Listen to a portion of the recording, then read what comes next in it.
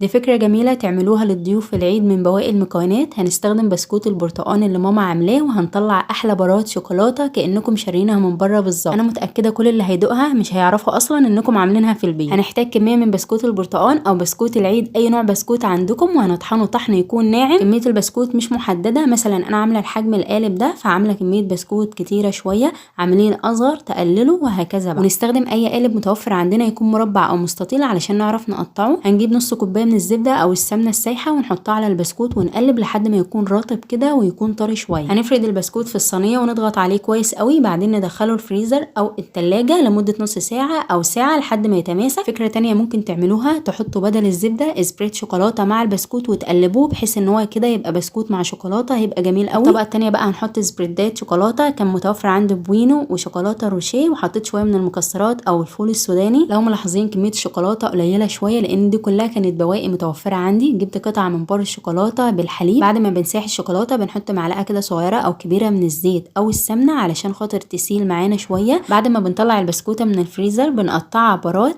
حسب الحجم اللي انتوا حابينه بقى، يعني مكعبات صغيره او مستطيله زي ما انا عاملاها كده. بعدين بناخد كل قطعه من البسكوته نحطها في الشوكولاته، ولازم تكون بارده جدا علشان ما تفكش في الشوكولاته. لو كميه الشوكولاته خلصت معايا بحطهم في علبه كده واحفظهم في الفريزر لحد ما استخدمهم. بعد ما بنخلصها ندخلها التلاجة شويه وقدموها بالهنا والشفا.